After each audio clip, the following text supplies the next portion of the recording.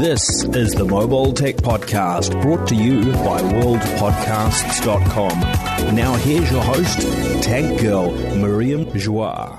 Hi, and welcome to the Mobile Tech Podcast. I'm your host, Miriam Joie, and today is Wednesday, July 11th, 2018. My guest is no other than Michael Fisher, Mr. Mobile himself. Hi, Michael. How are you? Miriam, I'm great. I feel like you and I just hung out. I feel like I just saw you. Yeah, something about being in Europe together on that Huawei trip, Some crazy, hazy blur of like 3 countries in 4 days and not a lot of sleep and maybe a few cocktails. And a lot of T2. Yeah. We both, in case you guys are wondering, you folks listening, we were all reviewing the BlackBerry Key 2 on that trip. So it was like a blur of trying to finish a review while getting wined and dined by Huawei. Very nicely, I might add. Oh, yeah. I felt so bad, though, every time that I had to be like, whatever you guys are about to do as a group sounds great. I need to go sequester myself for 3 hours and, finish this edit of this BlackBerry video. Totally. But they were cool. They were cool with it. No, they were very understanding, and rightfully so. And I mean, they gave us some really cool stuff. Like, to me, the highlight was the Leica tour, right? I mean, going to the headquarters and doing the Q&A with the folks, so we could ask tough questions about the camera. And if you guys don't know what we're talking about, you should watch our videos, our respective. Well, I don't actually have a video specifically about this trip, but I do have a podcast. 2 podcasts ago, I think it's episode 62, where I interviewed one of the Huawei folks about the camera, one of the specialists. So that was cool. That was, yeah. The highlight of the trip for me was visiting the aesthetics research office where we learned about that crazy Twilight paint job. And I didn't do a video either. I did do an Instagram TV episode, currently my only Instagram TV episode. So check that out. See, I mainly talked about the Leica stuff. Yeah, I knew you had done something. So that's why. Okay, IGTV. Yeah. That's where it is. So check it out. The new platform. I'll link to it. If I can find it. Can you link to an IGTV video? That's a really good question. If you can, I'll copy it to you. All right, I'll try. Cool. But anyway, so today I want to talk about my Model 3, which I took delivery of on Friday, July 6th. And as a preamble, I just want to say that Michael is completely saving my ass today, because I did a podcast about this with Tim Stevens, my former boss at Engadget and editor-in-chief of Roadshow, because we specifically wanted to do an EV episode together. And that podcast died a painful death due to technical difficulties that were my fault. And so we've rescheduled that for a future time, which is good. But I want to thank you, Michael, for being on short notice and still being excited about the Model 3 and talking about it, because, there's a lot to say. We'll still cover some phones. Don't worry. There's going to be some phone coverage. We've got you. Yeah. Oh, definitely. Yeah. And I can't wait to share our unique Model 3 experience, the one we shared together, in a second. But we're going to talk about your unboxing first, right? Yeah, that was pretty good. So, look, I don't know. It was a mixed bag of a delivery for me, really, frankly. I just basically was like, showed up at 4:00, which was my delivery time. And then at, what was it? Like, it didn't take, basically nobody really greeted me. I had a person say, what are you here for? And I was like, my Model 3 delivery. And, well, I'll go into this little lounge, and there were a lot of people waiting. There's a coffee machine. There was, a screen playing, Tesla ads, basically. But it wasn't This is at just a regular Tesla store? Yeah, it's a Tesla store that, it's a delivery center that they have in Portland. Because I choose to take delivery in Oregon because all my vehicles are registered there. And so, it was weird because, after watching all the delivery videos, where they had baristas and it was kind of very one-on-one, this felt kind of a little disjointed already. And I was like, okay, whatever. So nobody really talked to us until somebody showed up at 4:20, basically saying, oh, hey, you're all here, and basically calling out our names as a group, basically. And they did this as a group thing, which was really weird. It is. How big a group were you stuck with? 5 people total, Okay. And I mean, it's 5, not that bad. It's not too bad. 5 and their, whatever, their friends / partner / spouse / other person. And yeah, and so that was a bit off-putting, not really knowing where we're are we in the right place? What are we supposed to do? it didn't feel like it had that personal touch. And look, I want to preamble this by saying that, of course, there's a huge backlog of Model 3s that are finally being delivered in July because they stopped delivering them to the US in June in order to reach the next quarter for the 200,000th delivery, right? In case you guys don't know what I'm talking about, basically, you can get a federal tax refund or whatever, break discount, $7,500, which is not insignificant by buying an EV. But that thing starts to phase out after 200,000 cars delivered in the US. Yeah, so which is a huge incentive to get an electric vehicle before that expires. And so, of course, Tesla's made a lot of Model S's and Model X's. So they were getting fast closer to this number, and it became obvious to them, I think, towards the end of spring that they were going to reach that number in June. And so it's quarterly based. So basically, the first quarter that you reach that magic number, those people still get that quarter still gets the discount. The next quarter, I believe, also gets the discount. Then it goes down to 3 quarters. Then it goes down to 1/2, and then 1 quarter. The following quarters. The longer you wait to buy one, the more you're going to end up paying. Basically, that's one thing. But for people like me who ordered on April 23rd, originally I thought I was going to get my car in 2-3 weeks because that was the going duration for this deliveries at the time. Yet I waited till like a month and a half, 2 months almost, to get my car because they decided to start shipping cars in June to the US for doing US deliveries and send them all to Canada, which is why you Canadian friends got all your Model 3 suddenly in June, because that doesn't count towards the quota, right? So so there's this thing where, I was my thing was delayed. And I have to say, like, other than one email saying your order has been delayed to late June, early July, and I got that email in early June, there was no communication from Tesla. I mean, basically, I paid my deposit. Built my car, paid my deposit. I got an email saying, we confirm that you paid your deposit. We'll be in touch about your delivery, and crickets for weeks. And it wasn't very pleasant, to be honest. I wish there was some more kind of like, I don't mean personal touch, but something a little bit more like maybe a weekly or every bi-weekly, update or something. And then this email... That doesn't surprise me much. I've heard the same from people who want to cancel, for people who cancel their pre-order and they want their $1,000 check, like they'll submit and they don't get any acknowledgement that their order or their refund has been processed. They just kind of a couple weeks later, they get a check in the mail. Like there's no communication. Or at least that's how it was a couple months ago. It's very Silicon Valley. Yeah. And it's kind of, I've got more to say about that. It's interesting. Anyway, so basically what happened was I didn't get anything, just this generic email saying you're not going to get your car until late June, early July. And of course, I put it together very quickly from talking to various people that this was what they're doing with the 200,000, trying to hit the 200,000 delivery for the US in July instead of June, so that everybody gets a discount a bit longer, which I think is really good strategy. But and I know that they're damned if they communicate that, because can you imagine the backlash, right? Man. But they're also damned if they don't, which is really what happened, right? So anyway, then I get an email like completely randomly a few days before we went to Europe together, and from a Tesla, what is it called? A Tesla delivery specialist, who basically said to me, "Okay, your car is built and we can schedule delivery." And then I think when that communication was happening was at the beginning of our trip, because I initially thought I might be picking it up on July 3rd. But they couldn't really make that happen, so it was July 6th. And so basically that week, I have to say, that's the part that rocked the Casbah.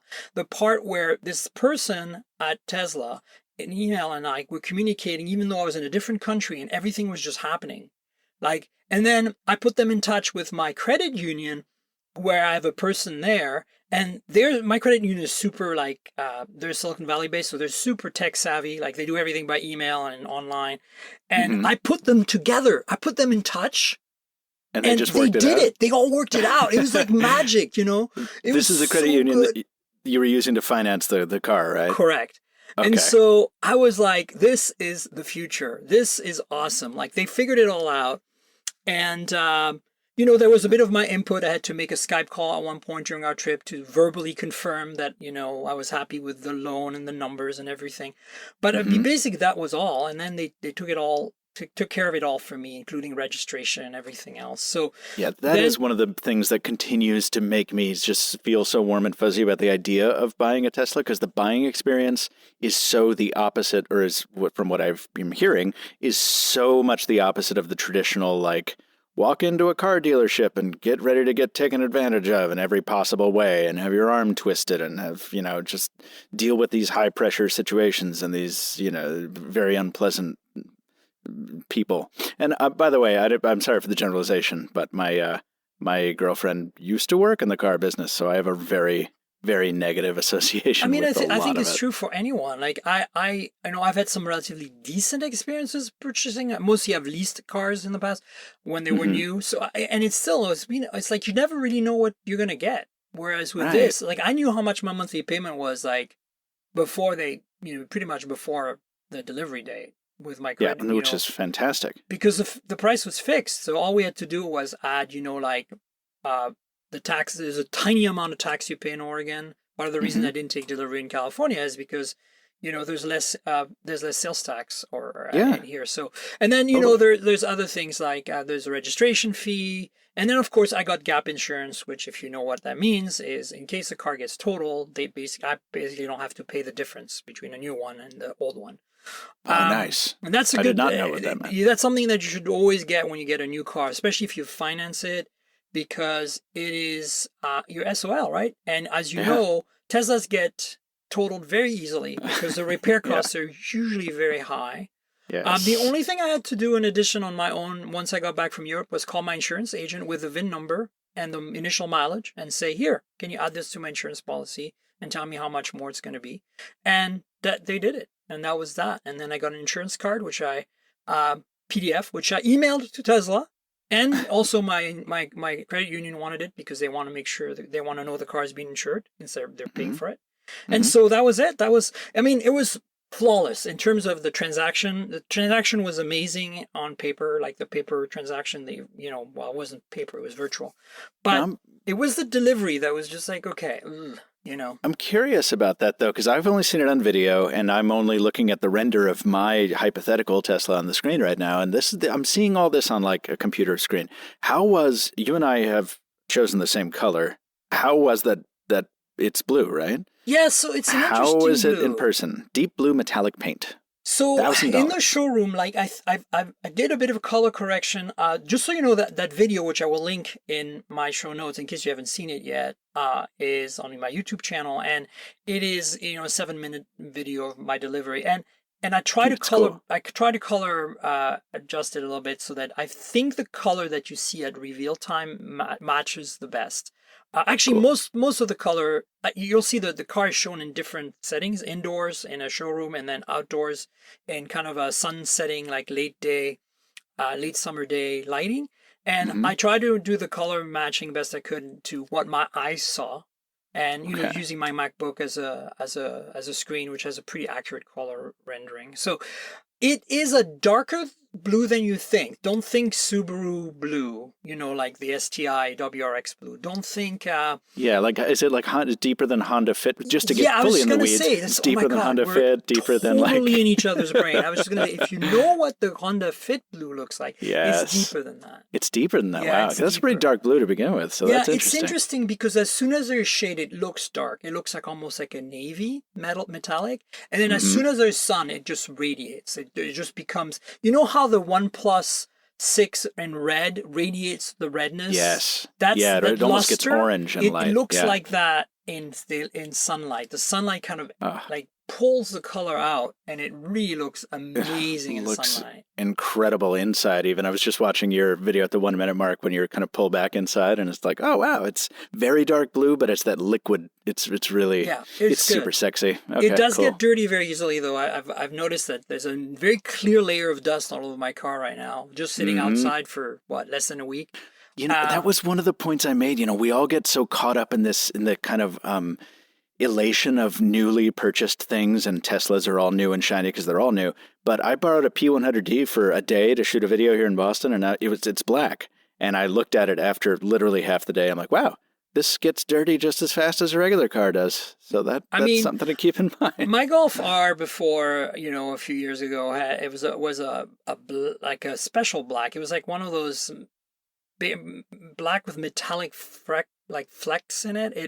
It looked black, but if you looked under the sun, you could see basically kind of like glitter in the paint. I don't know how to explain it more than that. Yeah. So it wasn't just a normal powder black. coat or whatever. And that thing got like the same thing as the Tesla. It was just like you looked at it 2 days after being outside, and it was just, you could see a clear layer of dust and dirt on it. Yeah, wouldn't you think there'd be a way to like just imbue a static charge to the shell of a car by now, where it's like, oh, it just doesn't get dusty? That doesn't happen. Theory is that as an EV, it creates a charge and it tracks the particles. I'm just kidding. Perfect. But anyway, let's finish quickly with the delivery. So basically, it was a little chaotic at the beginning because like nobody really greeted me. When they finally did greet me, they're like, "Oh yeah, just go over there." And then I get to this room and it's lots of strangers there. I'm like, "Are these people are waiting for service for their Tesla?" Because the service center is right next door, right? So like you get the showroom, you get the delivery room, and you get the service center, and they all have doors to this waiting area, right? And so I'm thinking these can't all be deliveries, right? Like there's no way, right? And well, it turns out half of them were, and it wasn't until about 20 minutes after arriving that somebody chimed up and read out our names, and they actually forgot one person who was like, "I'm here for my car."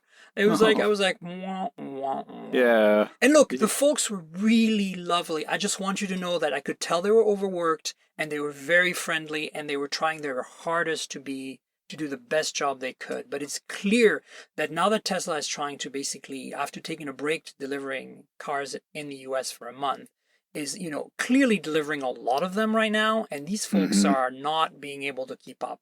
And, at first I thought, oh, maybe it's just Portland. Because, Portland's very good at being a little slower than other places. And I think it's on purpose. It's like, Portland likes to relish the fact that they're a place where people can enjoy their lives and take their time about stuff.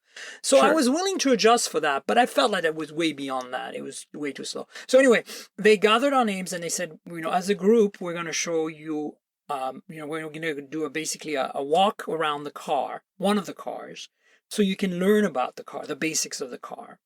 Oh, that's a good idea. And they used my car because it was the first one in the delivery center. So, the person like basically walked us through all the things and how to like set up our phones with our, they basically used with the app, the app, so that I was the first one to use the app to pair my phone to the car, etc., and all that good stuff. And that's also when I finally got to see the charge level, and it said 175 miles.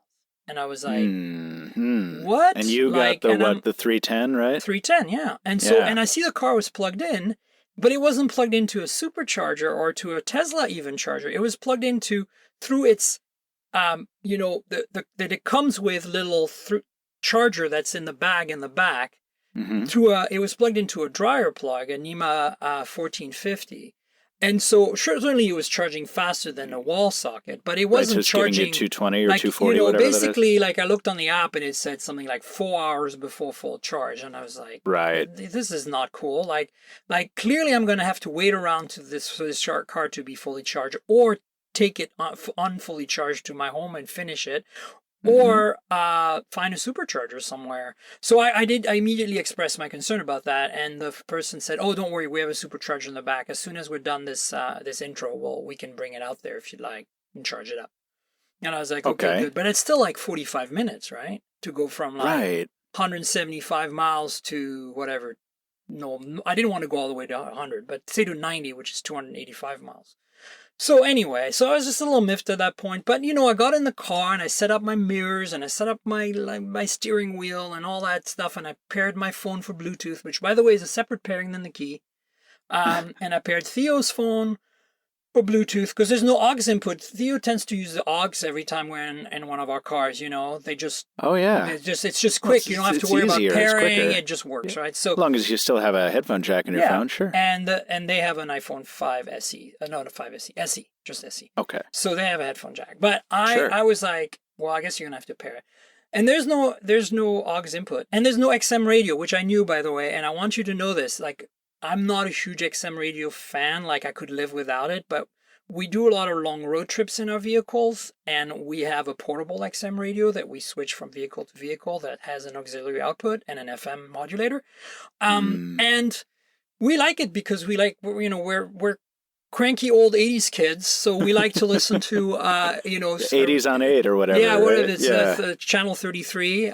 Brave. What is it? Is it something new wave? Something I can't. I don't know. I'm a 90s on 9 kid myself. Oh, you just like to listen to "Living in a Box" on repeat. Nice.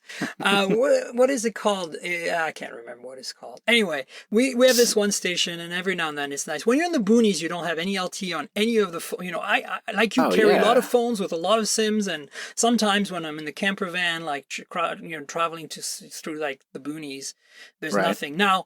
It's less likely to happen in the Model 3, but it's still nice to have XM, and I think they removed it simply because of cost. And most people, the thing has Slacker built in, and it has what's the other one, the iHeartRadio or something, or TuneIn. So it's Slacker and TuneIn, and between those two, honestly, you can get quite a bit of free music over LTE. Yeah, I'm like you though. I like to do it through my phone. It's the same it's why I like GM. It's like all these cars put in their custom nav solutions, and GM is just like, no, we're just going to make it compatible with CarPlay and Android Auto. And I'm like, great, I would prefer to do it on my phone anyway. Yeah. And Tesla doesn't let you do that, and that drives me crazy. So that's the other thing. There's no CarPlay or Android Auto. Honestly, I'm not too upset about that, and I'll tell you why. Because first of all, I have never had a car with it, so it's not like I miss it. And secondly, because I tend to actually not want to be notified when I'm like, I want to kind of be off. I'm talking about for nav, though. Oh, for nav? Well, it has a really awesome nav built in, right? That's the thing about the Model 3. It's pretty good. I mean... And it is cool that it lets you know if you put in a destination that's too far away. It's like, hey, you don't have enough charge for that. Here's a supercharger. And honestly, no Google app is going to replace that. You really pretty much need the supercharger awareness. And so...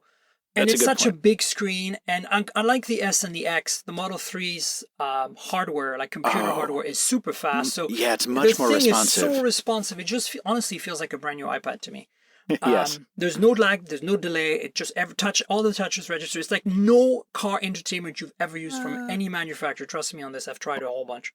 Hold on. No, that is true, but that is still, I will say this, it does not feel like the 120 hertz iPad Pro. Like that's next level liquid stuff. No. You're talking like new iPad in 2013, I'm talking about a regular price iPad. Yeah, totally. Yeah. Shrink it, stretch it up to 15 inches is basically what it feels, and put it in landscape. That's basically what it feels like. Right. Like a brand new, whatever the regular iPad is that just launched there. Yeah. And so I'm pretty happy with honestly, with the tech in the car in terms of like the screen and the entertainment and the controls, I was really surprised that I totally did not notice or mind the lack of instrument cluster. It really was a non-issue, despite the fact that that's all I'm used to in my normal cars. Same. And I'm a driving enthusiast. I want those gauges, and in this car, it's just I can always see the speed from the corner of my eye. It's really not an issue. It just doesn't bother me at all. It's totally fine. Crazy thing with me is after just, I think, 3 days of driving the Model 3, I was driving my rental car back to fly home from where I was, and my eyes kept darting to the non-existent center display to check my speed on this rental car. And I was like, wow, I got used to that quick. And I really didn't expect to. That was my number one concern. So 100% with you on that. Yeah, I mean, it's just kind of amazing when you think about it, because it's like, it took no time whatsoever. And that's I thought that was going to be a learning curve. Honestly, what's more of a learning curve for me is that I have no key. And it's like, I'm so used to pulling out a key or a remote or something and that you don't have to start the car. You just push the brake and you put it in drive or reverse and off you go. And that is just weird. And also, I have a routine when I get in a car. Even my Porsche, which is, a little older, doesn't have auto headlights or auto wipers or anything. So it doesn't have even daytime running lights. So I tend to turn the headlights on when I'm driving in the daytime because it's such a low-strung car that, I want to be seen, especially since I drive pretty, I like to enjoy my drives. So I want to be people to not be surprised by me suddenly sneaking up on them. So I have my headlights on all the time. So I get in my car. The first thing I do is I put the key in the ignition, and I generally start the car, and then I turn on the headlights. And I'm used to turning on my own wipers. I'm used to turning on my high beams, if I need them. Oh, yeah. And all of that is complete. No, you can manually do it, but all of it is automated. There's no sense doing it. And honestly, you don't need to worry about it. And to me, there's such a parallel here between the original iPhone and the phones that that came before it. You were a Power PC user, like a Pocket PC. I mean, absolutely. a Windows Mobile, Windows right? Mobile Professional Edition. Oh yeah. And You could customize used some everything. Symbian phones maybe and some Blackberries, and you remember definitely. how on the early smartphones you pretty much had to manage power yourself. You'd be like, oh, I need to turn off the GPS now. Oh, I need to turn off the Wi-Fi now. On my first smartphone, it didn't even turn on the backlight behind the keys by itself. You had to do that with a dedicated button. Yeah, you had to manage everything. So you manually. kind of got into a routine, and then the iPhone broke all that because it just made all that irrelevant and automatic. You could still manage it, but why would you? Because ultimately the battery wouldn't suffer too much from letting the OS manage it. And it's the same with the Tesla Model 3. It's like, to me, that's the toughest. It's kind of breaking that routine, that paradigm that I had. And of course, it is. You know, that parallel exists elsewhere in the Tesla experience as well. I always say that, because whenever I run a Tesla video, I get the equal parts commenters who are in love with the brand, and then the commenters who are like, why do you lavish so much praise on these guys? They're not doing anything new. They're just repackaging existing things. I'm like, yeah, but first of all, not exactly true. But for the items that is true for, Tesla has managed to make a lot of these features cool. It's managed to force people to pay attention to them in a way they really hadn't before. And that's exactly what Apple continues to do to this day with, in particular, the iPhone. So, I mean, there's value in that. Because personally, I have to be honest with you, I did not care about cars before I started learning about Tesla. Yeah, and, absolutely. Even electric cars. I mean, I review the GM stuff, and I enjoy it, and I like getting to know it, but I would prefer to be in a Tesla most of the time. Totally. I think the big thing for me is that they're basically reinventing the way you interact with your car. Mm-hmm. And I think I don't think there's anything wrong with that. I think that the traditional car industry, just like the traditional phone industry, the Nokias and the Blackberries of the world, who did not want to believe that there needed to be a paradigm shift. I'm not sure there needs to be a paradigm shift, but it certainly makes sense to look at how we interact with a vehicle in a fresh new way and say, what do we really need to care about now, like today, Mm-hmm. right? And do you really need to care about turning on your headlights? No. I mean, that is something. I mean, the number of people who choose to not turn auto mode on their headlights on their car and drive around at night with just their daytime running lights because they have a backlit dashboard and don't realize that their headlights aren't on. That only exists because auto is not the default mode, right? Right. In fact, some folks who smash their remote controls to pieces and still get up to change the channels on the TV. It's fine. It's just a lifestyle choice. That's okay. Absolutely. But my point is, maybe we don't need that. Maybe we can just maybe we can declutter the experience, right? I think that's kind of where it's at. Like the iPhone decluttered the experience, and the Tesla cars declutter the experience to some extent, and the Model 3 certainly pushes it further with a single display. Whether that's right or wrong is not, for me to decide. It's really for you to choose at this point. I think that you have the choice to not buy a Tesla if you don't want to, right? Indeed. But I will say that I have a feeling that a lot of the car makers are going to follow the way, right? Because, they need to stay competitive. And I think they have to. Jaguar with the I-Pace. Mercedes with the EQC. Exactly. And then there is Porsche with the Taycan, and also known as the Mission E right now. And but to succeed, I think what they're going to need is the second foot, that needs to drop for them, which hasn't dropped yet, which has for Tesla, which is, as we know, supercharging. Because look, if you ask me, would you have gotten an EV why did you buy a Tesla and did not get an EV from someone else? The first answer is range, but that could be remedied. Like the Bolt has a pretty decent range. The I-Pace has a pretty decent range. But those are useless to me because right now there's no charging network. And I'm not about to just drive my car around town or go. First of all, I don't commute to work. Look, there's a total legitimate need and use for cars like the Soul EV and the Fit EV and the Leaf and even the Bolt and the Volt. Prius Prime. Plug-in hybrids. Absolutely, because some people can just commute on electricity and don't need the mileage. And that's all the car is used for. But to me, the way I live, it doesn't make sense. I don't need to commute, and I just need to run errands or travel long distances. And if I travel long distances right now, I have the choice of doing it, for leisure, which is my Porsche Boxster, S, or I can do it for, like long distances, road trip style, and that's what the camper van is for. Or I need to get from one city to one city super efficiently, and that's where the Tesla comes in. Because I'm often back and forth between SF and Portland. And to be clear,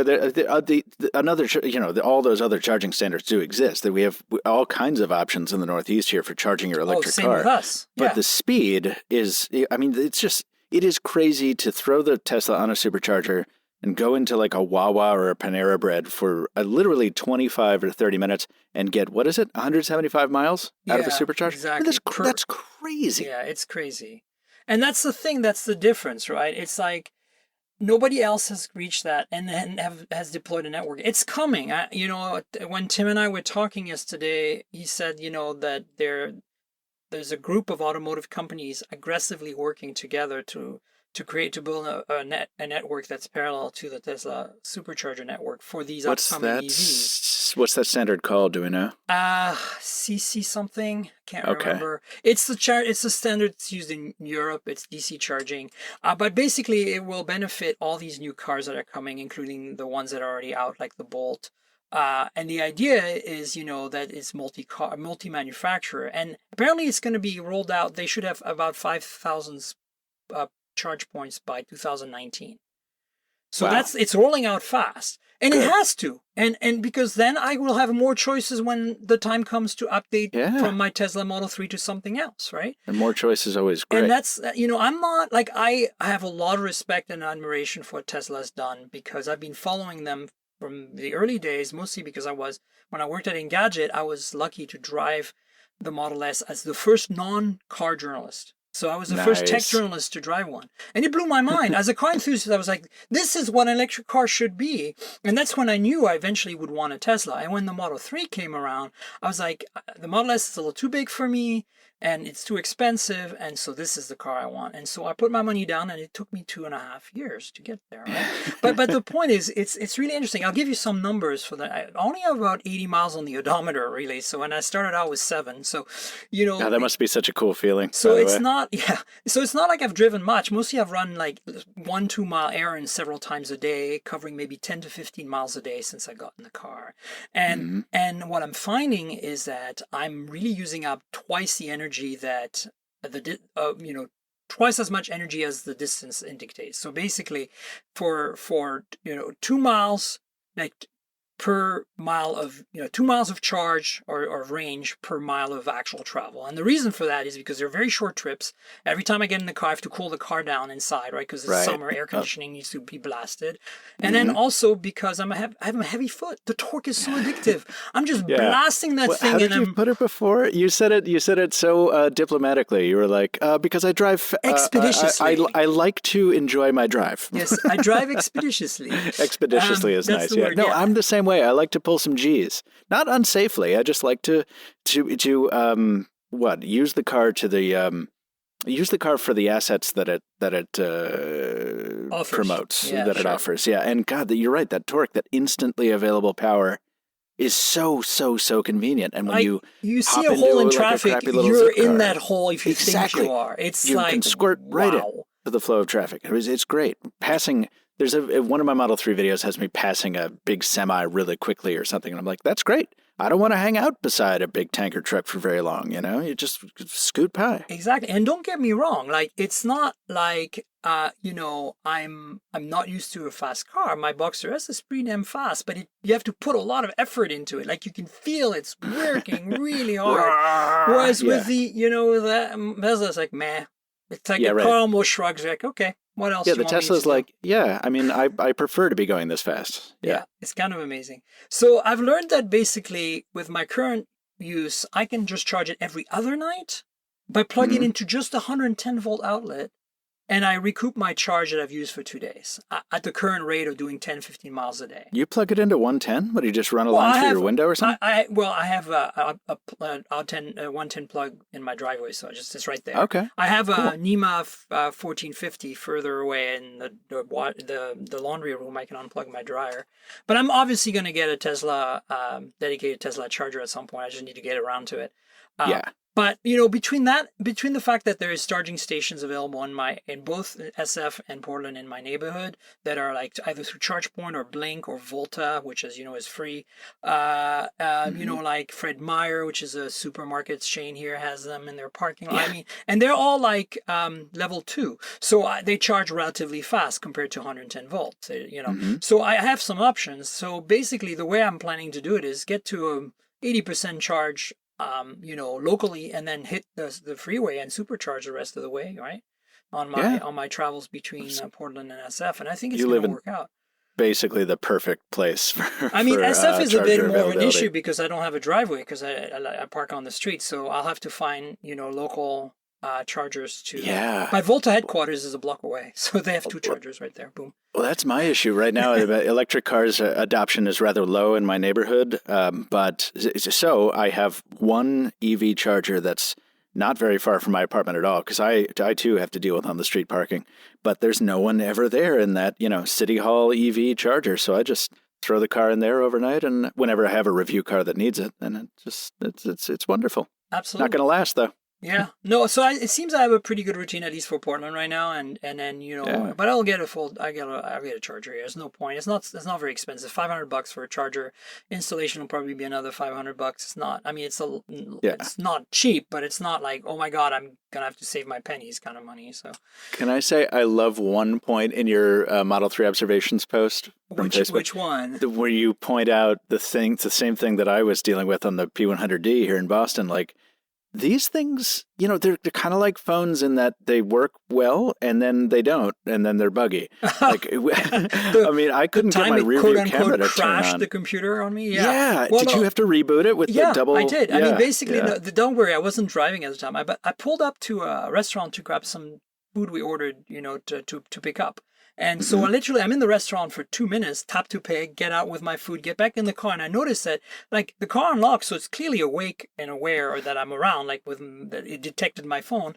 I'm in the car and the screen is blank, and so I'm like, tap the screen, nothing happens. I put it in drive, nothing happens. I'm like, okay, this is not good. So what did I do? I kept my foot on the brake and I pushed the 2 steering wheel buttons in, which is basically the reboot mode. It's the hard reset. Yeah. Not factory reset, but hard reset. And I guess it's more of a soft reset if you think about it. It is a soft reset, yeah. Switching anything off. And it took about 10 seconds and the Tesla logo appeared on the screen and I was back in business and I was like, this is the first weirdness I've had. That was really like, I'm like, what is going on? And I'm thinking instantly, I thought to myself, this would never happen on any other car. Like, this is totally like the Silicon Valley beta mentality thing. And honestly, look, some people are I can imagine some people already like picking out their pitchforks. You can leave your pitchforks now because it won't change my mind about this car. Like, I knew what I was getting into when I bought it, okay? This is not a problem for me. Also, like, I mean... You can't go around saying that other cars don't have other issues. They may not be as, I guess Silicon Valley as Tesla's occasional problems. And obviously we're not going to get into the self-driving, the major issues, because neither you nor I have had a rolling incident where the car has failed us in a dangerous way. But I was in a Prius Prime and it's, I forgot something happened with its head unit. I was in a Chevy Bolt whose head unit just died for no reason. Like, I've had problems in other cars. These are just different sorts of problems. And at least I know how to reboot this one. Yeah, I mean, I remember my Golf R's head unit, which was a nav head unit, once was blank as well like that. And the difference was I turned off the car with the ignition and turned it back on with the ignition and it rebooted. Yeah. It's just a different way to do it, right? I mean, and none of it measures up to the bugs that I had in my, 1985 Chrysler LeBaron, where every 10th time I tried to start it, the armature on the fuel pump would get stuck and I'd have to crawl under the car and literally wail on the fuel pump with a wrench.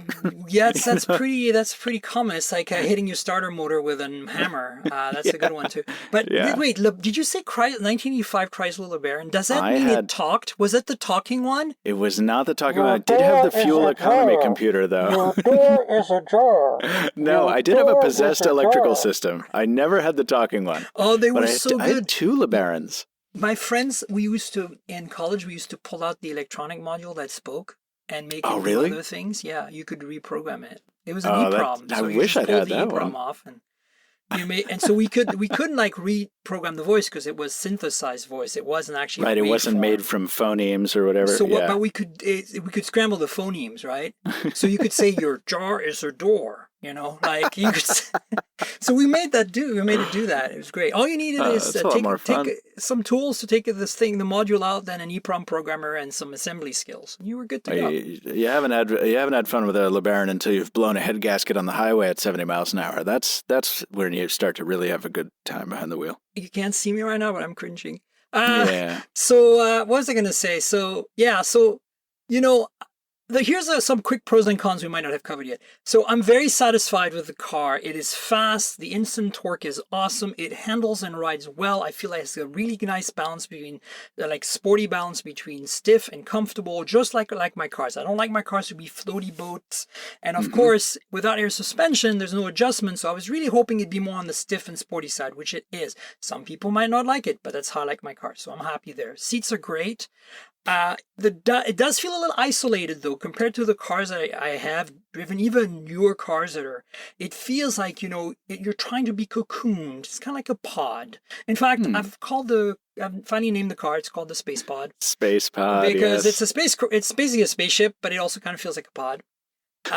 So it's it's a sleeper. It's super fast and kind of like falls under the radar because it just looks like a blur of blue sedan going by. And so in that sense, it's pretty awesome because, it'll get me from point A to point B pretty quickly without being noticed like I would be in my Porsche, for example. The auto park and summon features are kind of crazy. Crazy as in the cool factor is off the charts. The first time you use the self-parking and it, you're like, wow. I do it fast to myself still. I'm a really great parallel parker, and I'm always a little worried it's going to scrape the rims on auto park mode. So I always have my foot hovering over the brake because I don't want to damage the rims, right?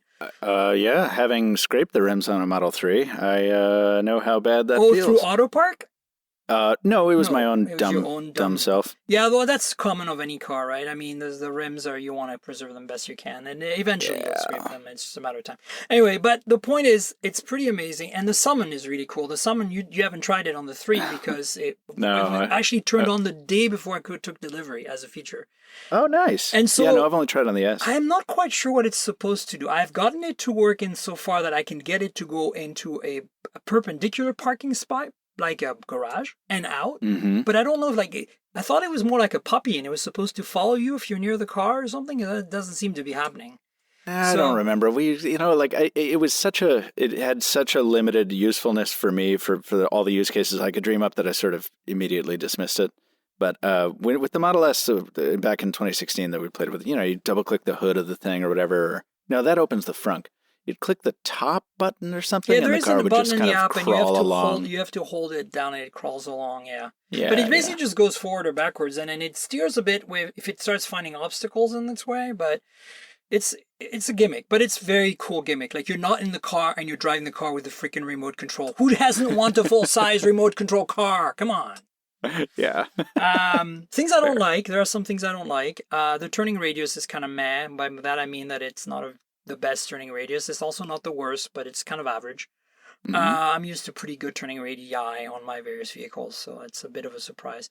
I have to admit that the interior looks and feels cheaper than what this car costs. With the long-range battery and the premium interior, it's about a $58,000 car, depending on the color options and wheel options. Yes. And look, it doesn't feel cheap. Okay, it feels like a nicely equipped Camry, right? Like, it's solid, it's well built, the materials are okay.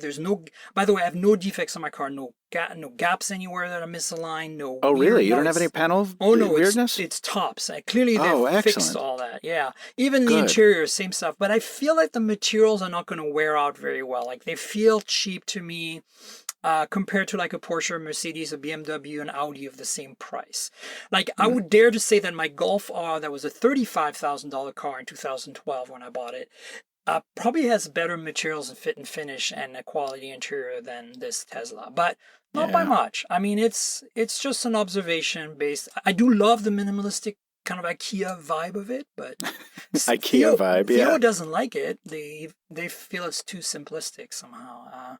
I get that. I totally get that, because you look at that cockpit and you're like, well, what am I supposed to do? It does come back to our thing before, but I will take the other side. Even though, Miriam, I got very quickly used to that center console single screen, I have to say, I still, every time I get behind the wheel of a Model S again and I see a proper instrument cluster, a more conventional cockpit, it is nice. It's reassuring, and it's even mirrored on the outside. You know, the instrument cluster and the faux radiator are kind of the same shape. It's kind of a cool little detail. That's a good point. Yeah, there's all kinds of stuff about the Model S that I actually like better, which is interesting, because you can get a used Model S for the same price as a Model 3. Yeah, right? Now. Decision. Yeah. For sure. The other things that I was surprised, you can't close the windows remotely from the app. And I think... You cannot? No, you cannot. And one of my friends chimed in who apparently knows the lawyers, and he said that the reason I can do it on the key fob on my Porsche is because the key fob has a range where I'm basically near the car. Mm-hmm. But with the app, you could do it when the car is not near you. And so they don't want to be liable if you have a kid or a dog in there and it overheats, Sure. Even though you can, of course, turn the air conditioning on remotely and cool the car, which is so cool. Oh, it is, yeah. Oh, my God. It certainly takes up battery life, but it's so cool. What else? I mean, I wish it was easier to select between multiple Bluetooth devices, because it's a little cumbersome to jump through the menus to pick the phone you want. You probably would understand this because, like me, you carry multiple phones. Oh, yeah.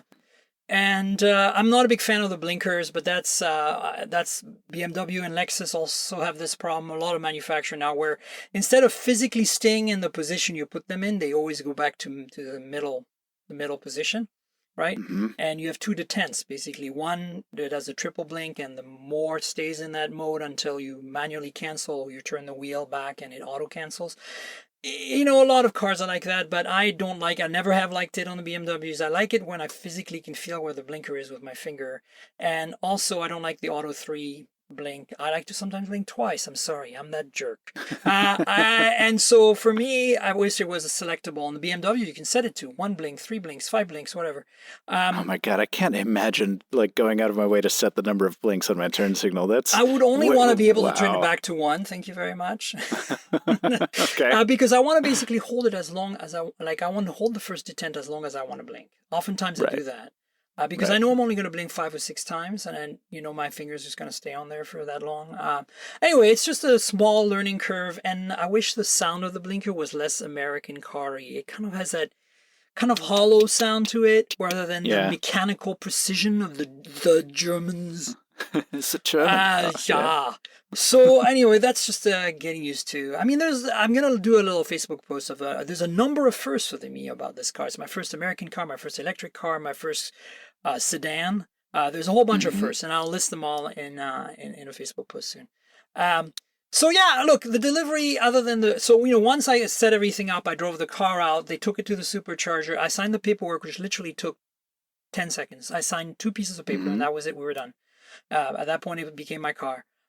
So the paperwork side, awesome. The delivery aspects, honestly, if the biggest issue for me was the charge, and the fact that my expectations were more of a one-on-one experience, when really they apparently have been doing groups in their non-flagship locations for quite a while. So that's to be expected, but I didn't expect it. So that's why I was a little surprised, I guess.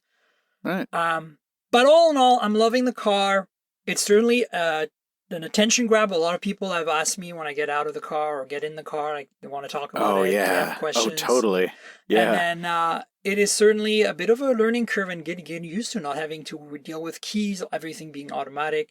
I want to add one last thing is I finally did try autopilot, not on a freeway yet, but like on an expressway, a 4-lane expressway with a double yellow line in the middle. And it works exactly as advertised. The best benefit I've reaped from it so far has been bumper to bumper stop and go traffic getting on a curvy on-ramp. Where there's a metered light at the end. I just put an autopilot, and I kind of kept my hand on the wheel and kept my eyes out the window, but I was kind of daydreaming, and it just stopped and go, stop and go, and follow the road and follow the car. It was amazing. I was like, this really does reduce the cognitive load so much for these kind of things that on a stick shift car, you're constantly, feathering the clutch. And oh God, that would be exhausting in traffic. And I'm used to it. I do it. It's not a huge deal, but Well, I just got my first taste of California traffic on my last trip out there, and I understand exactly what you mean. And yeah, having used autopilot in traffic like that, it's really such a relief. I think until I drive it down to SF soon, which I'm planning to do a couple of weeks from now, I won't really experience what autopilot is like on long drives, and then I'll have some feedback. I have certainly noticed... You should do a live video. No, that's dangerous. No, I mean, just mounted, suction cup mounted and just... Yeah, maybe. Just go. If I can find signal up there in the mountains, that's the challenge when you're going I-5 down the West Coast. Some areas don't have signal. So that'll be interesting to see how much I can stream music with the LTE. I don't know whose network they're using for LTE. It'll be really interesting to find out. It's AT&T, isn't it? Yeah, I want to say AT&T. That's not going to be working very well in some parts up there. So, there's my idea for XM. I did buy a Bluetooth transmitter. I haven't tested it yet. That can plug into a USB port for power. And it has an auxiliary input, and that transmits that to Bluetooth. So as A2DP, aptX, in fact. So I'm going to use that as my auxiliary input, so I can plug in my XM radio and other things. Like if I have my mini disc player, I still use my mini disc player. Repping the mini disc player, absolutely. I got one right here. Exactly. Come on. I like to mix generations of technology in this kind of weird way. There's some music that I only own on mini disc. That's how ridiculous I am. In fact, I also have music only on mini disc because I know the mini discs are never going to age. They're actually very, very reliable. They don't suffer from CD rot and stuff. So. Yeah, we'll see. I'll let you know when I use. I might take a picture of my mini display on the dash of my Model 3 and freak everyone the F out. It'll be so awesome. Perfect. Yes. So autopilot so far, I can totally see how when the lines it's following, one of them gets wider to split into a new lane or like an exit or something. I can totally see how sometimes it hesitates and it generally will default to following the car in front of you.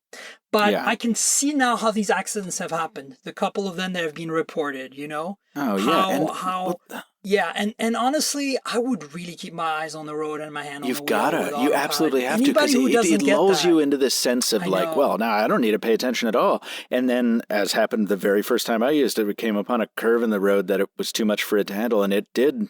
it did what it was designed to do. It yelled at me with a bunch of tones and threw the steering back at me. But if I hadn't been ready, I would have been in the field, know? Yeah. I think that, as somebody who understands the science and the math and the physics and the engineering behind this car, and as a driving enthusiast who's really used to being in control and controlling everything including shifting my own gears, I am hyper aware when I'm on autopilot how little it knows really, because with the sensors it has, a single radar sensor forward, a bunch of cameras around the car, and a bunch of ultrasonic sensors around the car. And in fact, I don't think the side cameras are active yet. It's only using the rear and front cameras right now.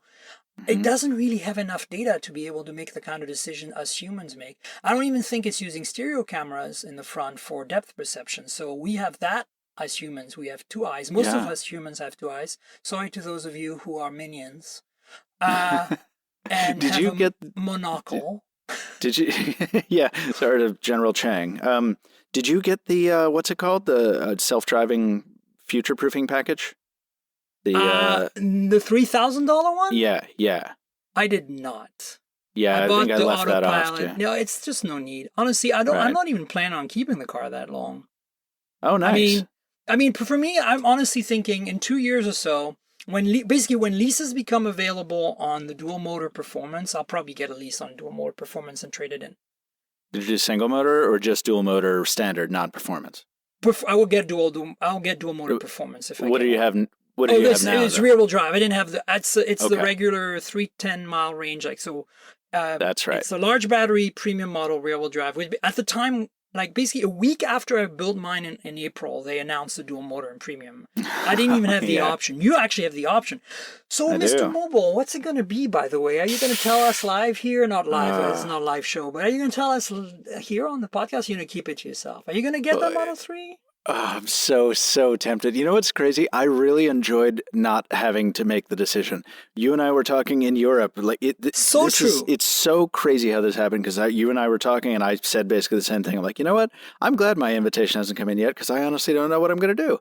And literally 2 hours later, that same night, my invitation came in. Yeah. So I spent some time the other day customizing it, doing the hypothetical thing, running through, selecting my paint job, doing all that stuff. I decided not to do performance. I did dual motor, but not performance, blah, blah, blah. And I came out with this order that's like, wow, this car that I agreed with myself that I would buy 2 years ago for $35,000 is a $60,500 car. Ouch. And that's madness for me, who currently, regardless of my future plans, currently lives in a city where owning a car makes no sense. Like Boston, I don't understand people who own cars in Boston. I really don't get it. There's a zip car in every single corner. Public transit is reliable sometimes, and you can basically walk if you don't have you can't get to any of that. So it makes no sense for me right now, particularly with these terms they're offering on the site with, I haven't run my credit or done anything, but it's like my girlfriend's like 3.7% APR. What? Dear God! Honestly, don't do that. Get a credit union or something. I got a much much better interest rate. But the thing is, the problem is I initially got approved at an even lower rate because when I placed my order April 23rd, I immediately went and priced basically my financing. And I got my credit union was the best, so I went with them. And then the basically the loan approval period lapsed because it took so long for them to bring me my car. So I had to reapply, and the interest rates have been going up. So I got now I have a higher interest rate. It's still really good, but I've got a higher interest rate. And so that's the other thing I would say, that if you're on the fence right now, consider two things. Consider your federal discount and consider your interest rates. Because there's no indication they're going to open leasing anytime soon. And in fact, they're banking on most of us buying the dual motor or the performance version because they make more profit on that. Well, now I have a question that I think probably some other people will be interested in too, because I think a lot of people are going to be finding themselves in the same position as me. How long can you sit on an invite email? Because I just got them. They just reminded me yesterday. They sent me another email. It's like, a reminder. You're invited to customize your Tesla. Interesting. They told me it was infinite, but I would really double check on that. I actually called them and asked them about that at the time, and they said, there's no limit. You can sit on that as long as you want. But they might, it's Tesla, they might change their minds. Ultimately, they're in the business of selling cars. They need to be profitable. They need to make a profit. I just gave them money so that they can survive as a company. Most importantly, they gave me a car in exchange. So I feel good about I feel good about that exchange, actually, frankly. But it worked out as you'd expect the capitalism would work. Yeah. But I think for services. I think that's what it is, right? So they're optimizing for that, and for me, I think getting that federal discount was really important, and I want to be an early adopter. I already pretty much counted on increasing my budget to have a monthly payment starting basically sometime in 2018. No, I did too. And I want to be in the conversation, and I'm interested. I'm just like, I'm a nerd for the thing. I want to own it, but it is literally, I mean, it's not quite literally, but it's almost literally double what I was budgeting for. Yeah. And I think this is the problem that a lot of people are running into. And if you know more about cars, you should learn to expect it. And obviously this is how the company is going to stay afloat and all that. I get it. I just was expecting to pay half. So here's what my recommendation would be. And I know it's kind of crazy because you're in the Northwest, but I know that we've discussed... Northeast. Yeah, sorry, the Northeast. I always say Northwest because that's where I that's spent where you are. a huge amount of my time over the last 20 years. Because I used to live in Vancouver, BC, and Seattle. Anyway, what I'm saying is that for the Northeast, you think you don't, you obviously the dual motor makes sense. But here's the thing, are you always going to be living in the Northeast? Number one. Number two, probably not. Exactly. So number two, honestly, I don't think you need the all-wheel drive. You can take that out. And the other thing you would say is get the 18-inch tires, save yourself $1,500. Because, look, there's going to be very soon a flourishing market of aftermarket rims for this car.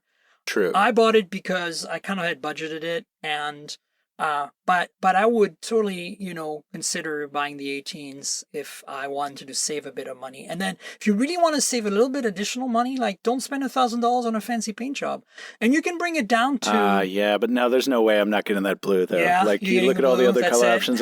I've seen so many silver Teslas. It's like I have to have the blue. Right. But the modifications you suggest, which I just did, bring it down to 55, which is. I think that's more manageable. I think consider that, because honestly, the dual motor is a little more sure-footed, especially in inclement weather. But having driven in my life many cars, from front to rear to all-wheel drive, performance all-wheel drive, off-road all-wheel drive. I've driven them all.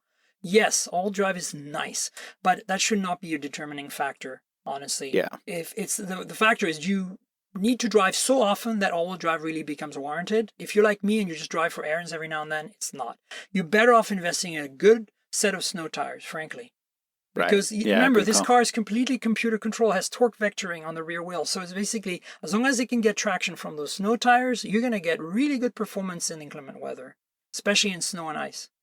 That's a good point. So, yes, technically, of course, all-wheel drive makes more sense. But at the same time, if it saves you, whatever, 3,000, 5,000, whatever it is, then, I would consider that. And that way you can get on the party. And again, you can do the same as me. I got the longest, not longest, but I got a very long financing term because I don't plan to keep it that long. This car's going to get sold. Right. Like, there's no way.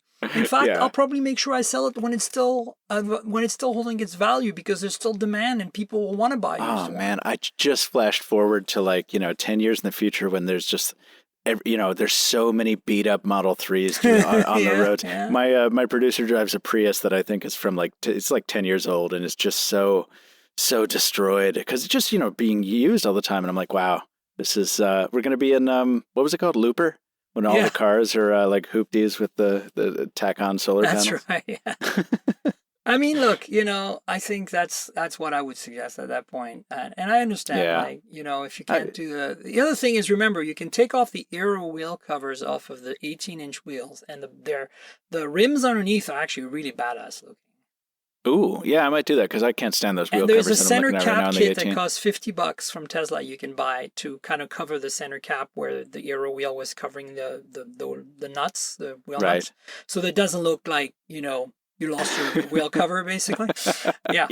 So, I mean, look, that's an alternative. Consider that. Cool. And yeah, sure, the aero wheels are more efficient than the 19th even in terms of range, right? But I picked the 19th because they're a higher performance tire. And they look so good. Right? It's not just the wheel you're getting; it's the tire, right? Yeah. So I will. I'll let you know next time we speak what my decision has come to. So we had a bunch of other topics. I don't think we have much time for them. Let me look at what's really important so that we can maybe at least focus on a few phone news. Okay, let's talk quickly about the Moto Z3 Play. Because you reviewed it as a video, which I will link in the show notes. Thank you. I am in the process of reviewing it. I've been playing with that enough to give you a verdict now, but I'm reviewing it for Geekspin, so I'll have that review sometime next week. Okay. Do tell us what you think. Because I tell you that I was so paranoid about running my review because I just, periodically I'll look around and be like, oh, is there an embargo I missed or something? And I'm just looking around and no one has reviewed the thing. There's no embargo. So I actually pinged someone at Mobile Nations just to double check at Android Central, and he was like, there is an embargo. I'm like, oh, there is? He's like, yeah, it's an apathy embargo. No one has prioritized this device. I'm like, okay. But yeah, no, I ran it.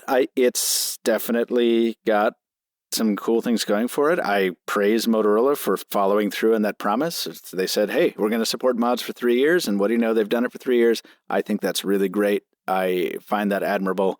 I personally love playing with mods. This phone should not be $499. That's the biggest problem. It's impossible to look at it and know the OnePlus 6 is out there for $30 more, and it just outclasses it at every turn. I mean, OnePlus is really kicking everybody's ass right now because you wouldn't buy a Q2 if you had any kind of sense on you, other than the keyboard. Well, you wouldn't buy a Z3. That's different. That's for weirdos like us. Exactly, and you wouldn't buy a Z3 Play.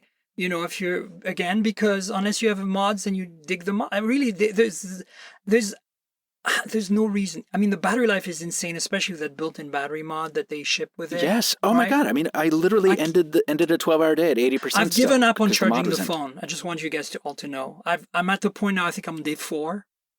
And nice. I'm not using it much, right? It's just in my pocket mostly. Like every now and then I'll pull it out and check an email or something. Yeah, I think it has infinite battery life. I think they've invented some sort of nuclear power plant that's in there. There's a perpetual motion machine on the mod. I mean, that's another reason. Of course, proper Verizon and Sprint support is another good reason. That's nice. You can't get that with the OnePlus 6. That's very important. So it does continue some of the themes from the Z Play models that we've liked. We've all loved them in the past. For me, a bummer, I know you don't care, but for me is the lack of headphone jack this time around, because the previous Z Plays were always the one with the headphone jack. I do dig the bigger 18:9 screen. But I don't understand, like you said in your review, why they didn't put the power lock key underneath the fingerprint reader. Oh yeah, that's so crazy. Nextbit did it right. Sony did it right. Yeah, Sony did. And we asked them, we had like a 5-minute conversation about this, and none of the answers they gave seemed like real answers. It doesn't make any sense. Yeah, it's faster if you separate them. Is it? Nope. I don't think it is. Nope. You're full of S. But yeah, I don't know. I think to me it's a mixed bag. Mostly, like if it was $400, yeah. Yeah. Maybe. Oh, definitely. And you can get it for $450 on Amazon Prime exclusive, so that's something. And the mod being in the box is a nice touch. Oh, it's such a great thing, and I wish they'd done it sooner. You're right. I mean, there are reasons to buy it. I also am kind of annoyed that the Moto features that I like have gotten buggier over time. Yeah, I haven't experienced too much of that. You haven't? Like, when you fire up that camera, it goes every time when you do the twist. Yeah. Man, I don't know. You're doing it wrong, Michael. Apparently. Didn't Steve Jobs tell you you're holding it wrong? Well, what is this? Like, apparently 5 years of using Moto X and Moto Z devices. I just haven't mastered the wrist twist yet. I think they might have changed the implementation. I don't use it as much in the first place as you do, so I don't know. Yeah, other people are reporting the same on the G. I clearly haven't used it enough. That's basically what's happening. Look, the other thing is, it's a mid-range. The other thing that's hard for me to swallow, for 500 is that it's a Snapdragon 636. I mean, it's like, okay, it's fine, but it's not like that great. Yeah. I mean, my thing is like Motorola really does a good job of making it speedy still. Yes. I mean, I think that's awesome, and I don't really want an 820 or an 835 or an 845 day to day. No. I do miss that processor when it comes to the camera and image processing. And that's exactly the problem. That camera, I got $500. Yeah. I mean, it's fine compared to the previous Z2 Play and Z1 Play. It's certainly an evolution and improvement, but it's not even remotely the same league. It's just like the BlackBerry Key 2. It just doesn't compete. And when you can get for $30 more, you can get the OnePlus camera, which finally this time is sorted. Pretty good. Yeah. Tough. Yeah, it's rough. But if you have a collection of mods, though, and also I will say this has been mentioned a lot on this podcast when you and I have spoken about Moto mods. I have often said the thing where it's like, if you want to carry a lunchbox along with your phone, you can get the most of Moto mods. But I think it does come down to the fact, though, that if you told me that I could have the Moto Z3 Play and 2 Moto mods, the JBL Sound Boost and the Turbo Power battery mod, I think I would still be happier with that phone than I would carrying around what I do now.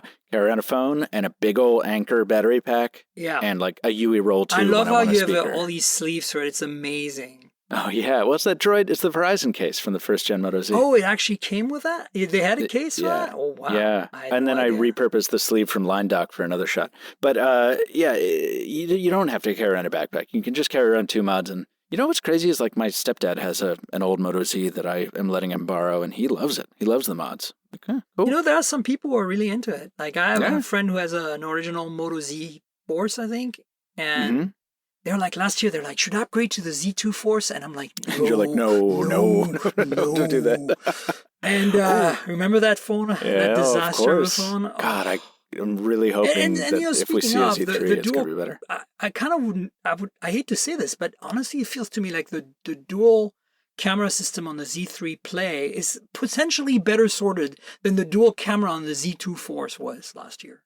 Boy, it's possible. I used the Z2 Force as little as I could, and then I got away from it. Oh, God, it was so sad. Yeah. Oh, and the delaminating screen. Oh, man. You breathed on that thing, and it would get scratched. And sure, it's never going to shatter, but okay. Literally, it delaminated on people. I did not know that. Oh, yeah, they had so many returns. We were lucky because our review units, I think the press, most of their devices was maybe early production or something, and they were pretty solid. But I heard some horror stories. Yeah. Ouch.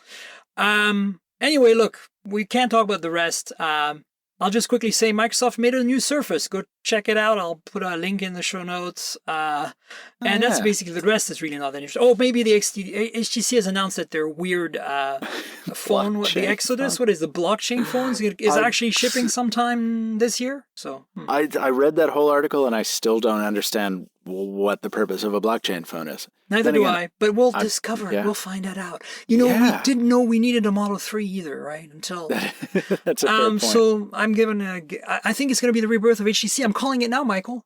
All right. Wow. You heard it here first. Totally have no idea what I'm talking about. Oh, I'm just making that up. I'm just trying to be pitiful towards their grand demise. Yeah. You and Ed Big were very suitably depressed in last week's conversation about we try not to HTC's be, but it's hard not to be. Well, I don't mean depressed. I just mean respectful, I suppose. Yes. Yeah, it's just... Look, I always have I have a sweet spot for HTC. It's the same sweet spot within BlackBerry and Nokia live in. It's that wonderful part of my heart that's slightly charred on the corners.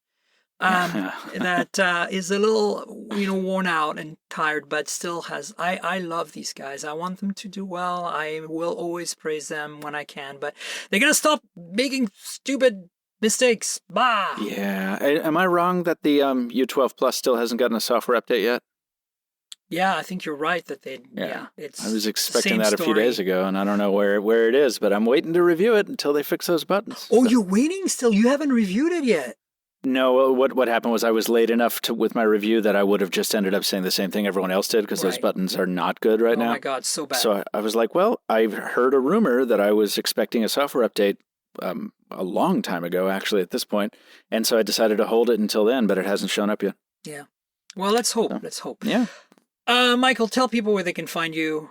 Oh, yes, I'm on the internet at the Mr. Mobile, TheMrMobile, predominantly on YouTube, but also on Instagram and Twitter and places like that. And I guess Instagram TV, because this is a thing we're still doing, I suppose.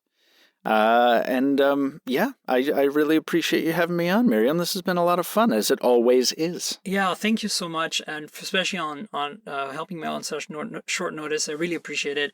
You guys, I'm honored. You guys know where you can find me. Tank Girl on Twitter, that's TNKGRL, like the comic book character without the vowels. Just drop them and you get my handle. It's also the same handle on Instagram, and you can find me on YouTube at Miriam Jouar, so youtube.com/Miriam Jouar. It's my full name spelled out, Miriam with a Y. That's basically where most of my content lives. The YouTube channel is just complimentary videos to the podcast, like, for example, my delivery video for my Model 3, which obviously it's kind of hard to describe in words on a podcast. You kind of have to watch the video, right? And so I encourage you to subscribe to this podcast if you haven't yet. mobiletechpodcast.com is where you can find the URL. You can also find us on iTunes, Pocket Cast, Overcast, Slacker, Stitcher, everywhere. Look for Mobile Tech Podcast and my handle Tankerl to just narrow down the search a little bit. Subscribe to the YouTube channel, like the videos there. They're not remotely as professional as Michael's videos, but I just kind of whip them together. A lot of them are live, which is kind of fun because live video is a thing, but generally it's raw. It's cool. It's in portrait mode live video on these weird platforms that everybody uses. Kids these days. Ugh. I'm using good old landscape still. Man, how old school of us. I know, right? I want to give a quick thanks before we leave to our to my sponsor, which is Audible, audible.com. Go check it out. It's a great way to get audiobooks. It's the platform for audiobooks. I'm actually looking forward to be able to maybe listen to some audiobooks in that Tesla. The sound system is so good. So it'll be fun. It's go check it out at audibletrial.com/mobiletech. That's audibletrial.com/mobiletech. If you click on that link, you support the podcast. I encourage you to do it, especially if you don't have an account already. So that's it. It's a wrap. Thanks, Michael. It's been fun. Thank you again, Miriam. This has been wonderful, and we'll do this again soon. Yeah, we will. You've been on the show 3 times or 4 times if I count one of the public ones we've done. The returning champion. Yeah, you're definitely the returning champion. Absolutely. So stay tuned for another show next week. I do have some really cool guests lined up. Not next week, but like the week after and the week after, including a return of Tim. But I have somebody very special that I've managed to secure that I'm very excited to do a podcast with. And of course, all my guests are awesome. You know that. That's the point. Tony Danza. Just tell him right now. Stanley Tanner. Absolutely. Tony Danza is coming on. Watch out. Uncle Jesse. He's going to show up. Where did that come from, Michael? I don't know. I'm very tired. Okay, well, go to sleep then. Okay. All right, folks. Catch you next week. Bye. This has been the Mobile Tech Podcast with Tank Girl, proudly presented by worldpodcasts.com. You can visit us online at mobiletechpodcast.com.